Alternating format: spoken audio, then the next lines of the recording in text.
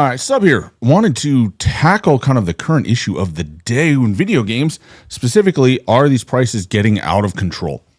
Recently, we've had a number of leaks regarding Grand Theft Auto 6. That game is supposed to hit, up to $100 for the base game, depending on who you talk to. And then when you turn around and you look, the Switch, Nintendo just released the Switch 2 and their pricing and their games are getting more expensive. So for their handheld games, they're looking at, charging upwards of $80 a game. So for the average consumer, that seems like a rather steep price hike based on the kind of $60, $70 price point video games are kind of sitting at right now and have been for the better part of the last generation of games. And a lot of people are kind of pointing to this as, a bit of a greedy pool by video game publishers and by the makers, specifically Nintendo, who's, kind of got that reputation.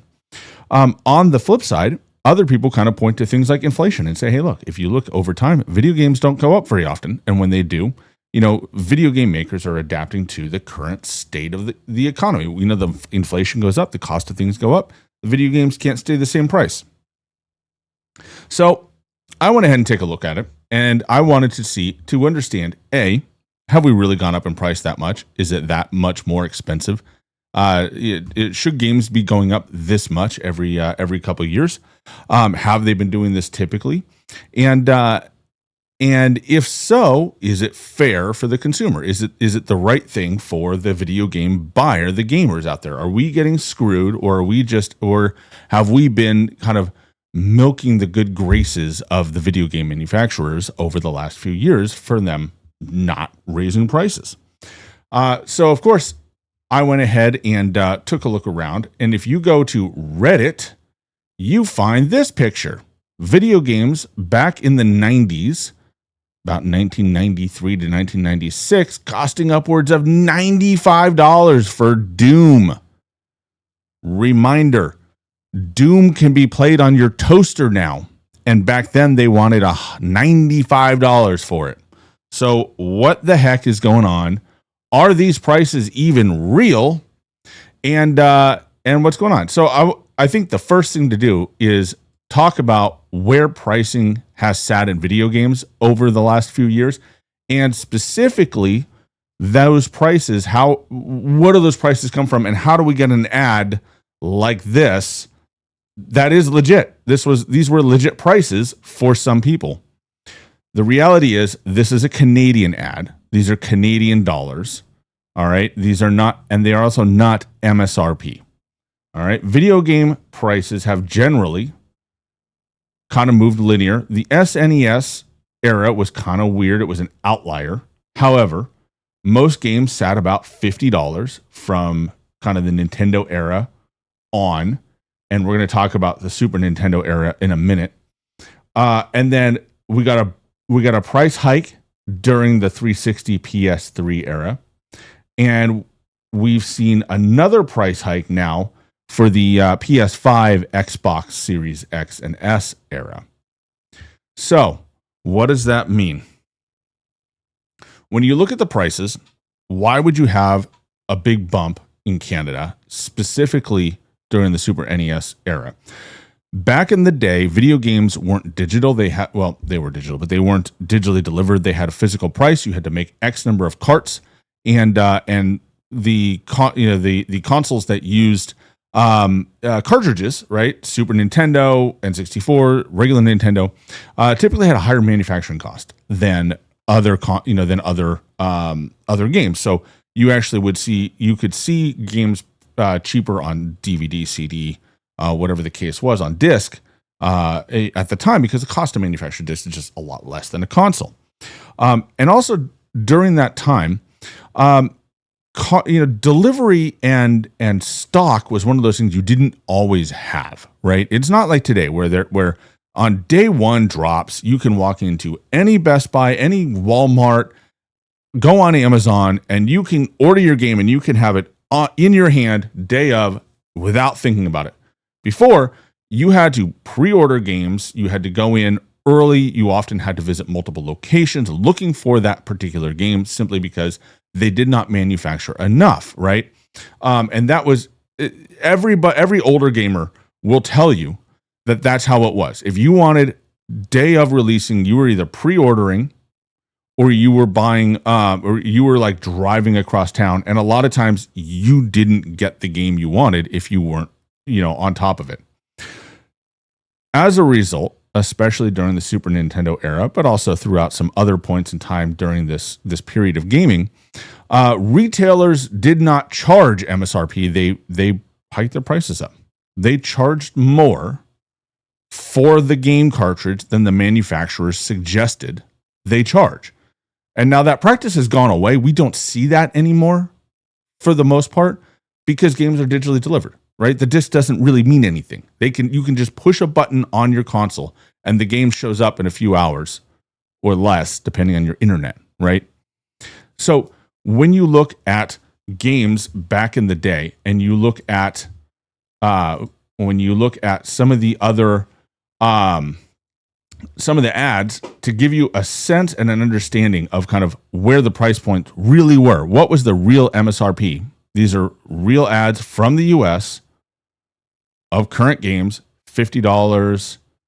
You have, here's N64 launch titles, $60 within that price range that they had. Okay, you have, again, launch titles with the Xbox 360 still at $60. The classic Nintendo, marquee titles would be down here in the $45, $50 range. And again, back to that Super Nintendo one. We literally had the games, we had an MSRP that was reasonable, right? So when you get online and you see all these things, especially Reddit has been the worst for it, of everybody trying to tell you that, games have been super expensive in the past and we're spoiled for not paying as much. It's not true, right? If you were buying super expensive games, you were buying them not in the US, and often you were dealing with shortages of the hottest titles.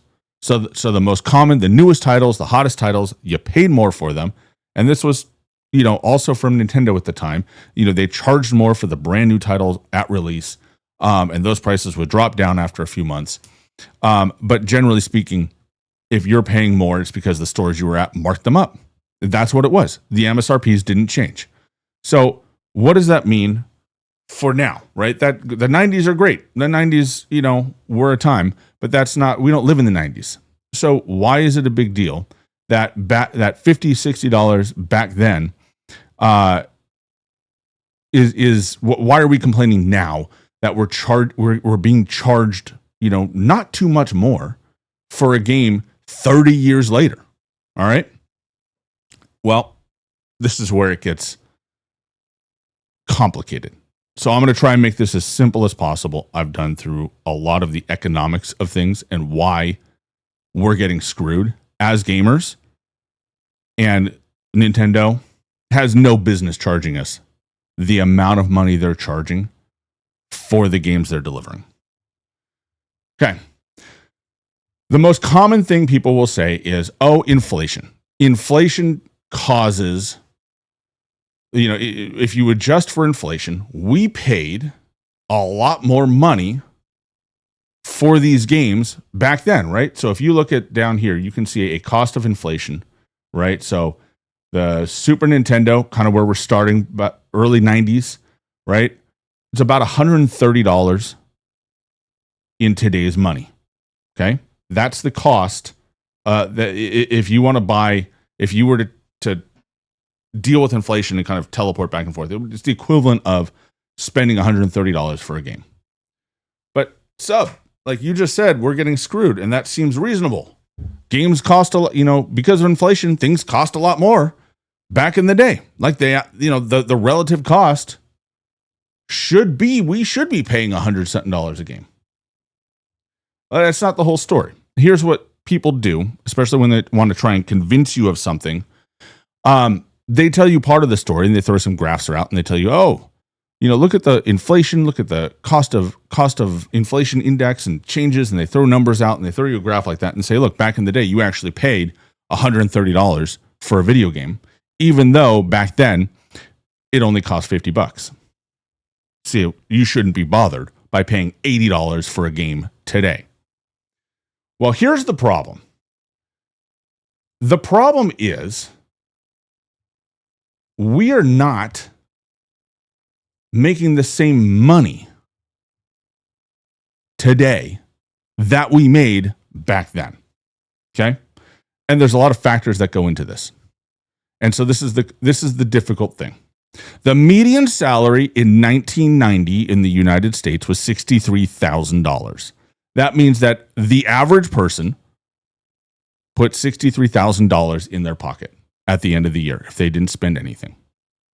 The median salary in 2023, the last year we have numbers for this, is $80,000. That's not a huge gain, right? That's not a huge difference. The median home value in 1990 was $123,000. The median home value in 2024 is $521,000.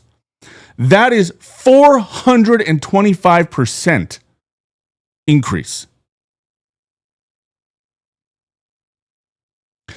425% increase just to own a home.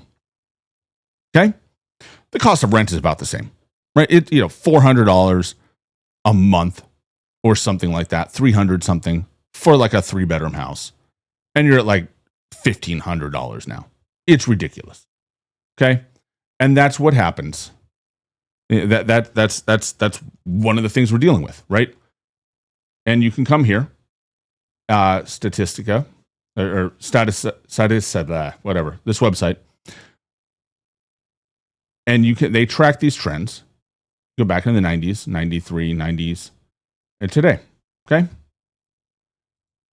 Average price of new homes back in the 90s, 150 grand, give or take.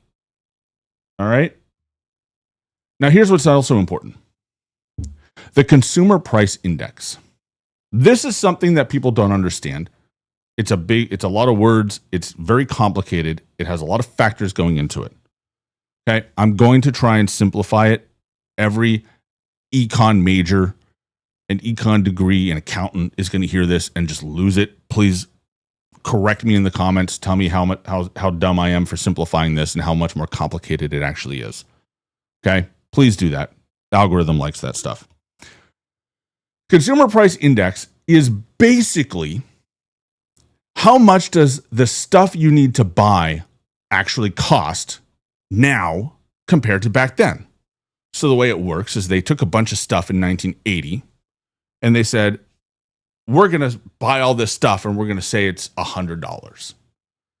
Now, if we want to buy the same stuff in 1990, 1993, for example, kind of a year we're looking at because SNES prices came out, well, it cost you up 44% more than it did in 1980.